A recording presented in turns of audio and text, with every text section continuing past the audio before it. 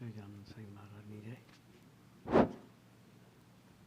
હરિપ્રસાદ સ્વામી મહારાજની જય, આત્મીય સમાજની જય જય જય, દાસના દાસ થવાની જય જય જય.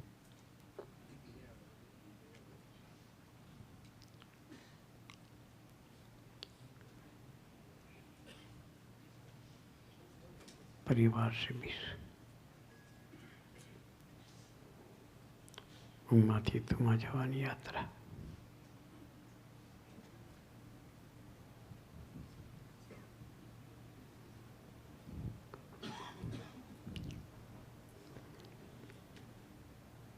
આપણને સેલ્ફી લેવડાયો. સેલ્ફી લેવડાયો.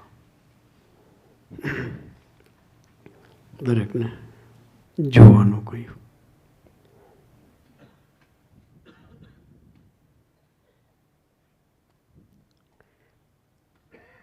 દરેકે જોયું.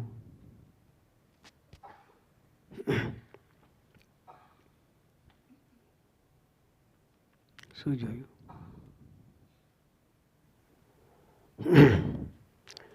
પોતાની જાતને નથી જોયું કોઈએ.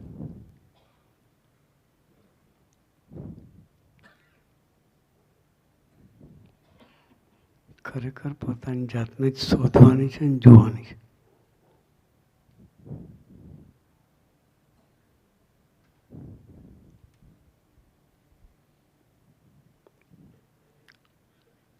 આપણે પોતાની જાતને શોધવાની છે,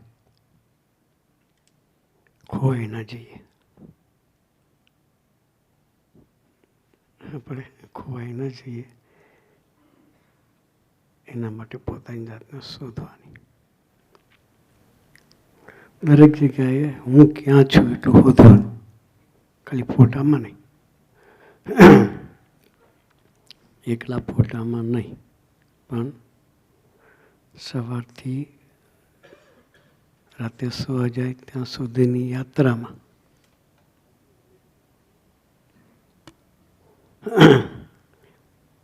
આપણે પોતાની જાતને શોધવી છે. હું ક્યાં છું?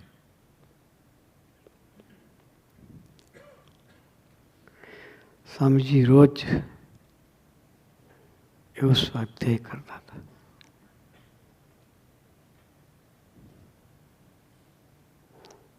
કે હું યોગી મહારાજ સાથે છું કે બીજે છું?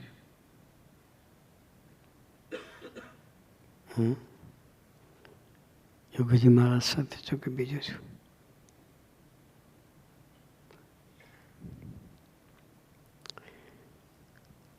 પોતાની જાતને યોગી મહારાજ સાથે, આપણે સ્વામીજી સાથે રાખીએ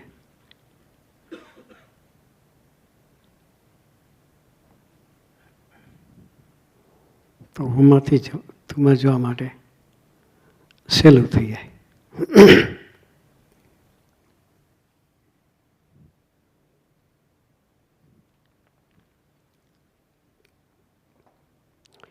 કહેતા કે સાક્ષી ભાવે જીવીએ તો.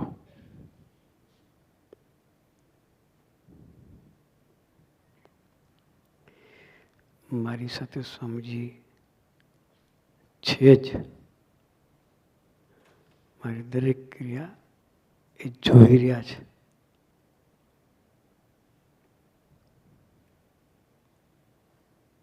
આપણે સ્વામીજી જોતા હોય તો આપણો એટીટ્યુડ કેવો હોય? આપણો હલન ચલન કેવું હોય? ચાલીએ તો એમ આમ શાંતિથી વિવેકથી ચાલ્યા.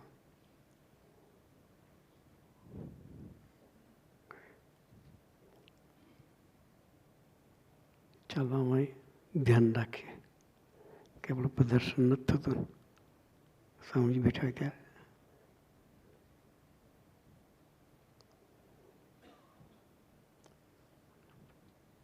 દરેક જગ્યાએ વ્યક્તિ પોતાનું પ્રદર્શન કરતી હોય.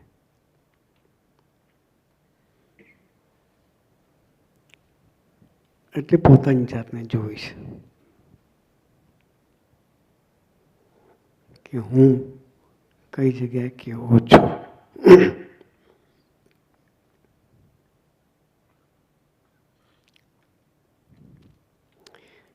ઘણી જગ્યાએ બુદ્ધિથી પ્રદર્શન કરીએ, પોતાની સમજણનું પ્રદર્શન કરીએ, પોતાની સેવાનું પ્રદર્શન કરીએ.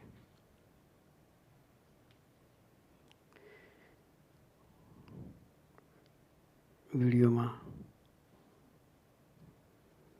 મારા પ્રતિ બધા આવતા હતા. હું ના હોતો આવી સેવા કોઈ કરી શકે નહીં. હું જ બધું મેનેજ કરું છું.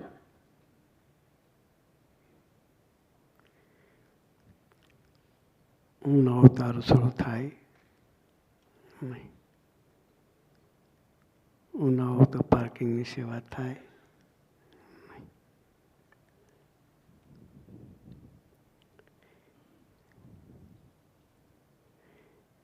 એ જાણપણે બધા જ જીવીએ છીએ.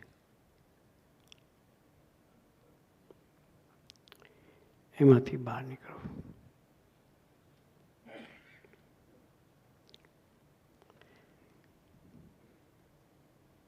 એકવાર એક મંદિરમાં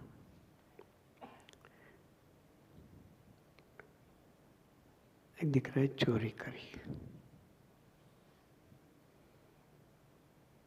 હેન્ડ ટુ હેન્ડ પકડાઈ ગયો.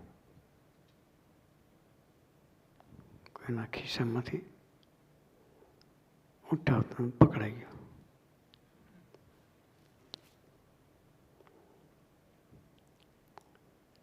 એક વડીલ હરિભગત એનું કાંડું પકડી યોગી મહારાજ પાસે લાયા.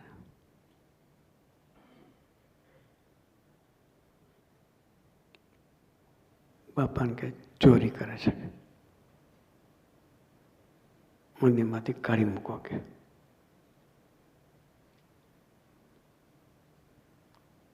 મંદિરમાં રખાય નહીં કે.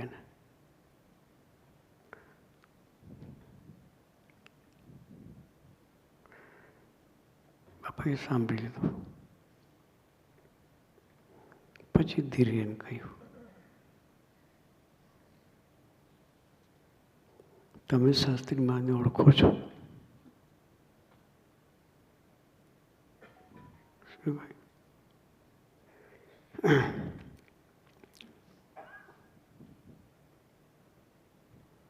શાસ્ત્રી મહારાજ સુધારશે કે.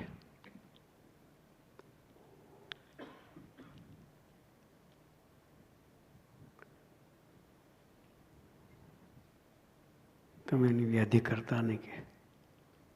શું કે? તમે વ્યાધિ કરતા નહીં. પછી પેલા ભગત ગયા એટલે બાપાએ સ્વામીજીને કહ્યું, પેલા દીકરાને બોલાવો કે જેણે ચોરી કરી એને.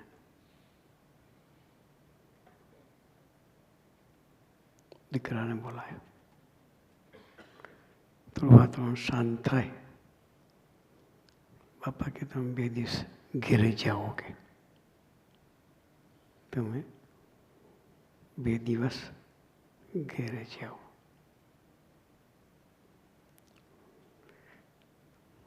સ્વામીજીને કહ્યું, એની પાસે ભાડું ના હોય તો આપજો કે.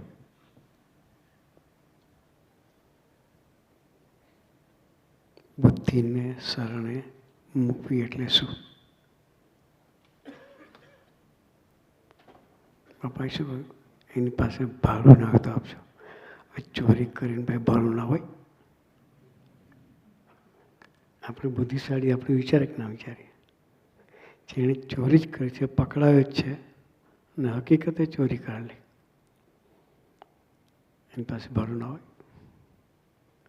કારણ કે બાપાએ કીધું એટલે લોક કરી દીધું. શું કરી દીધું? લોક કરી દીધું.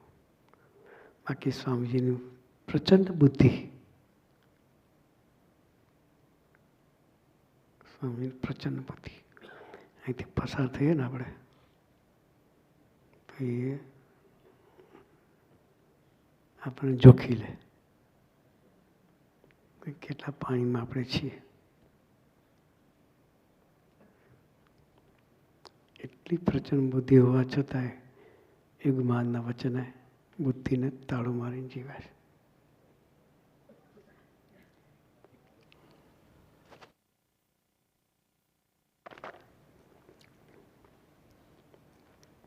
સાહેબ કે અમે ફાવી ગયાનું કારણ એટલું છે કે એના વચને ક્યારે બુદ્ધિને લગાડી નથી. કે એના વચન વિશે બુદ્ધિને ક્યારેય લગાડી નથી.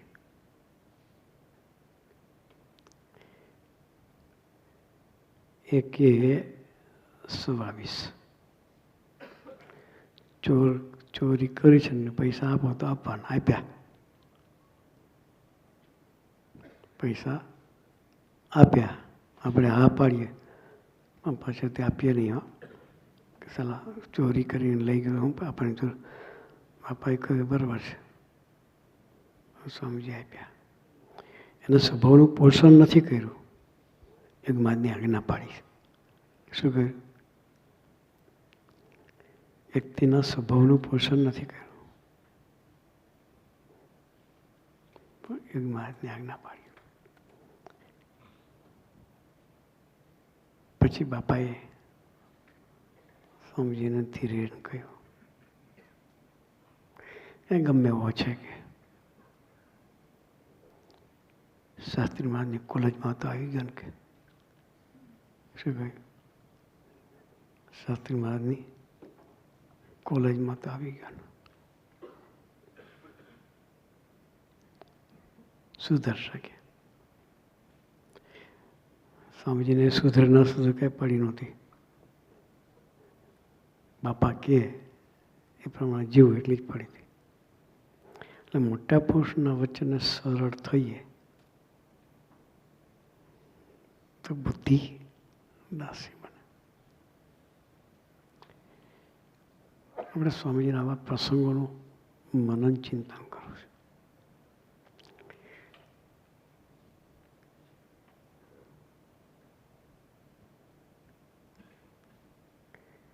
ક્યારેય સ્વામીજી બાપાના વચન વિશે લગાડી નથી.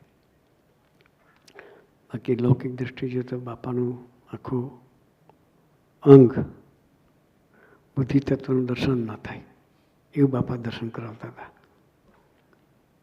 અને સ્વામીજી ચબરાક બુદ્ધિશાળી પુરુષ હતા, છતાંય એની આગળ સરળ રહેવાનું હોય કે એનું અનંત બ્રહ્માંડમાં ધાર્યું થાય છે એવું માનીને જીવવાનું તો અઘરું પડે. આપણને તો ન હોય તો લગાડીએ. સ્વામીજીમાં હતી તો એ કદાચ લગાડી નથી. સ્વામીજીમાં બુદ્ધિ હતી છતાં લગાડી નથી. એ આપણને શીખવાડે છે.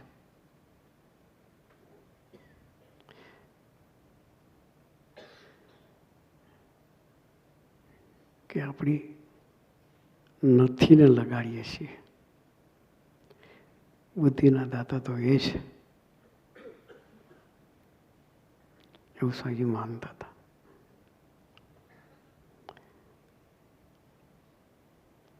એવા સાક્ષી ભાવે આપણે જોવું છે. મહારાજ સાથે છે જ, સ્વામીજી આપણી સાથે છે. સાથે હોય તો જાગૃતતા રહે.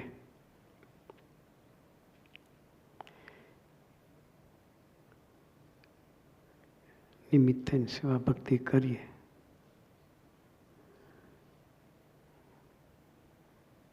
તો એ હું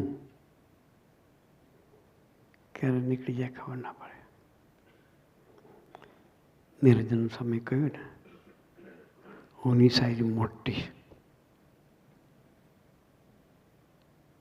તું નાનો છે. હુંની સાઈઝ મોટી, આમ બી મોટો છે, આમ બી મોટો છે. તું સીમ છે, એકદમ પતલો. એટલે આપણે કેટલા સંકોચાવવું પડશે તુંમાં સમાવ હોય તો.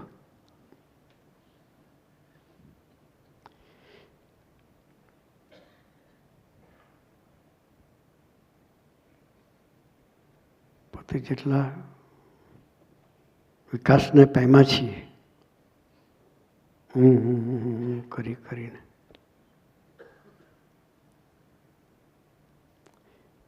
એને સંકોચાવાનું છે.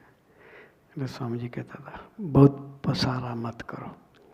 એટલો પસારો કર્યો એટલું ભેગું કરવાનું, એટલા પહોળા થયા એટલા હાકડા થવાનું. એ પસારો અહંકારથી થાય છે.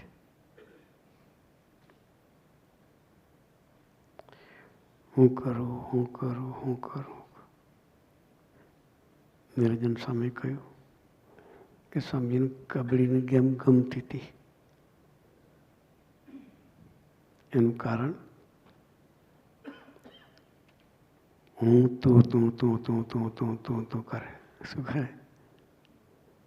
હું છે તું કરે એટલે શંકર એમ પહેલેથી જ સમજનું ધ્યેય તું નહોતું.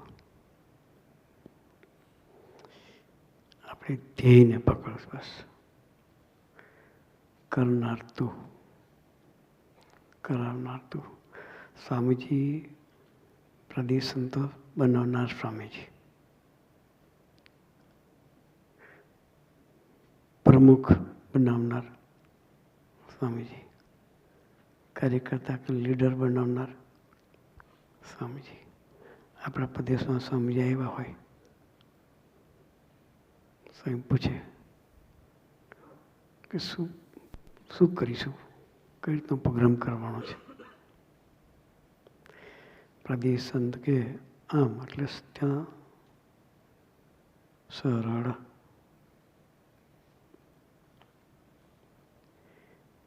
એ આપણને શીખવાડે છે. એવું નહીં કે મારે લઈને તું શ્વાસ લેશે, હું કેમ તું કર. કોઈ દી બોલ્યા નથી. એમાંથી તું ના ઓળખાશ કશું આવતું નથી. આપણે પણ એની જેમ તું જ કરવું છે.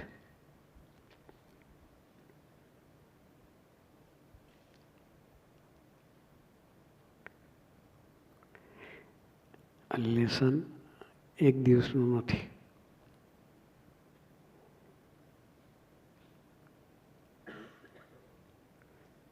જાગ્રત રહેવું પડે.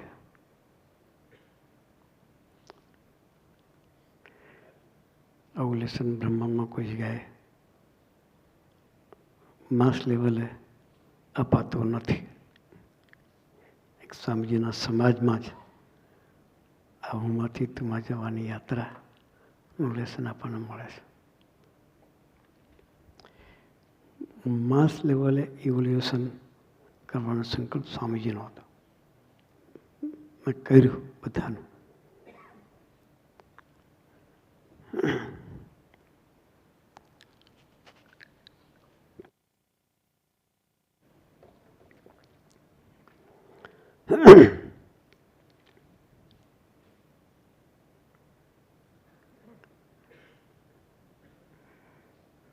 એટલે આ 2 દિવસની જે હુંમાંથી તુમાં જવાની યાત્રા છે,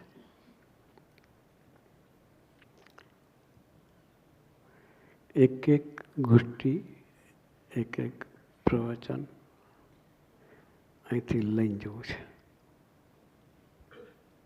કેટલા બધા પ્રસંગોનું આપણે દર્શન કર્યું.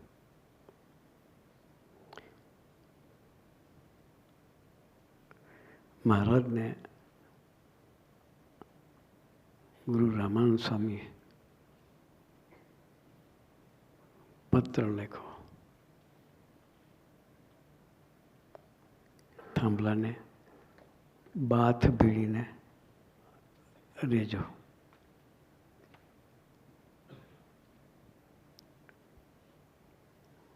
લોધની ધરતી પર મહારાજ હતા. રામાનંદ સ્વામી હતા કચ્છભુજ. ત્યાંથી પત્ર આવ્યો. ઉભા થઈને થાંભલાને બાથ ભીડી. નહોતી ખબર શું કરવા માગે છે, ખબર હતી.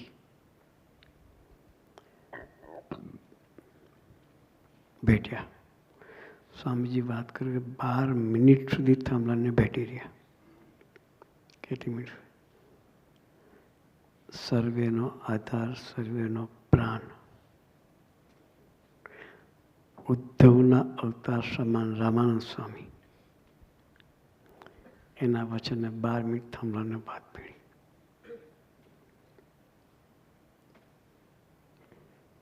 એ શું કહેવા માંગે છે?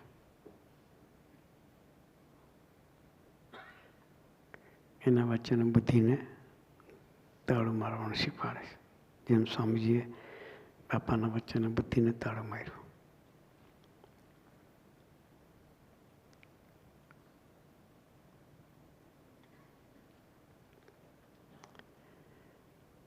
ગુણવત્તાના પ્રસંગો જોઈએ.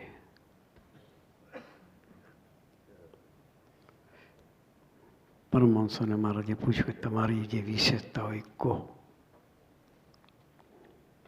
આપણે આપણી વિશેષતામાં જ રાખતા હોય. કે આપણે આપણી વિશેષતામાં જ રાખતા હોય. વિશેષતા કોને લઈને છે એ વિચારવાનું. બસ છે ખરી. સ્કિલ હોવી જોઈએ. સ્કિલ છે તો નિમિત્તની સેવા થાય. સ્કિલ છે, કોઈ સારી રસોઈ કરતા હોય તો એની આવડત છે તો એ સેવા કરી શકે છે. કોઈ સરસ મહેનત કરી શકતા હોય, કોઈ સરસ સ્વભાવ ઓર્ગેનાઇઝ કરી શકતા હોય, એ સ્કિલ છે. સ્કિલ હોવી જોઈએ. એ સ્કિલનો પોઝિટિવ સેવા સ્વરૂપે ઉપયોગ કરવાનો. સ્કિલ કોને લઈને છે એ બી વિચારવાનું કે જે કંઈ છે તારી લઈને છે.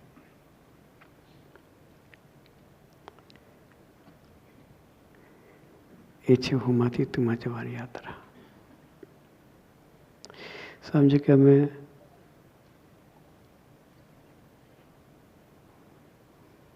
પાંચ છ ડિપાર્ટમેન્ટ સાચવતા,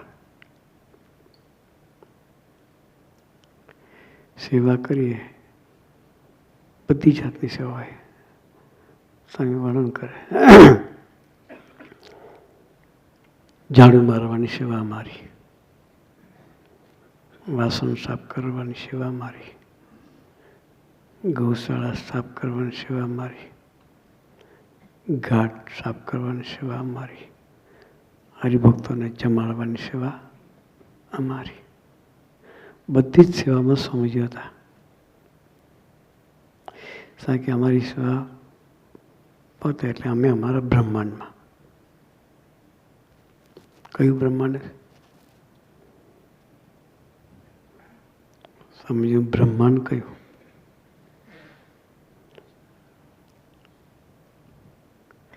કે પુરુષોને ઘેર હતો,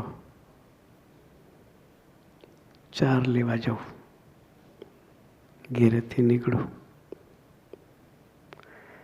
ચાલતો ચાલતો ખેતરમાં પહોંચ્યું, જાતે 4 વાળું, ભારો બાંધું, ઉચકીને ઘેર લઈ આવું. પણ એ આખી ક્રિયા દરમિયાન હું મારા બ્રહ્માંડમાં હોઉં. તો કંઈથી ઘેરથી નીકળું ત્યારથી યોગમાનની સ્મૃતિ કરતો કરતો કરતો જાઉં. ક્યારે 4 વઢાઈ જાય એ ખબર ના પડે, ક્યારે ઉચકીને ઘેર લાવું ને ઘેરે નાખવું એ ખબર ના પડે. એનું બ્રહ્માંડ હતું. શું હતું? સ્વામીજીનું બ્રહ્માંડ યોગીજ મહારાજની સ્મૃતિ હતી. આપણને શીખવાડે છે કે આપણું બ્રહ્માંડ સ્વામીજી હોવા જોઈએ, એની સ્મૃતિ હોવી જોઈએ. એ બ્રહ્માંડ થાય તો બીજું બ્રહ્માંડ દેખાય નહીં. એક જ બ્રહ્માંડ હોય તો બીજા બ્રહ્માંડ દેખાય નહીં. આપણે તો અનંત બ્રહ્માંડ લઈને ફરીએ. કેટલા જાણપણારૂપ અનંત બ્રહ્માંડ લઈને ફરીએ છીએ. સ્વામીજીને એક જ જાણપણ રહેતો હતો, યોગી મહારાજ. હાલતા ચાલતા ખાતા પીતા ઉઠતા બેસતા એને છે કોઈ આકાર દેખાય. કારણ કે એ આકાર અમે રહેતા હતા એટલે કોઈ વ્યક્તિનો આકાર દેખાતો નહોતો. કે એક જ આકાર દેખાતો યોગી મહારાજ. કોઈ વ્યક્તિનો આકાર કોણ શું કરે છે એ તરફ નજર ગઈ નથી.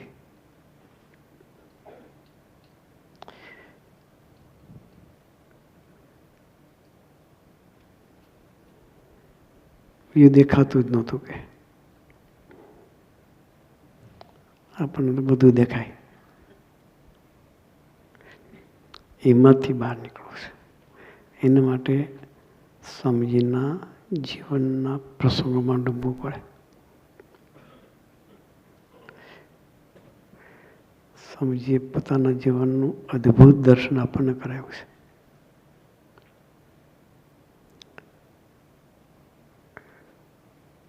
એમાં ડૂબીએ તો ક્યારે આપણને આપણા અહંકારનું પોષણ થાય નહીં. એટલે શિબિરમાં આવ્યા છીએ. એક વસ્તુ આપણે કરવી છે બસ, કે સ્વામીજીનું જીવન તરફ નજર રાખીને જોવું છે બસ. એવું એ જીવી ગયા છે. હરેક પડે ભક્તો સાથે કઈ રીતે વર્તાવ કર્યો છે, યોગી મહારાજ સાથે કઈ રીતે વર્તા છે. એમનું જીવન એ આપણા માટે માર્ગદર્શિકા, ગાઈડ છે. તો હુંમાંથી તુંમાં જવાની યાત્રા માટે એના જીવનમાં ડૂબેલા રહીએ બસ. તો ક્યારેય હુંનું ઓળ કરાવશે નહીં. એને લઈને આપણે છીએ. આપણો શ્વાસ બી એને લઈ છે. અત્યારે વાત કરું છું એ કરાવે છે એટલે થાય છે. એ જાણપણે જીવવું પડે.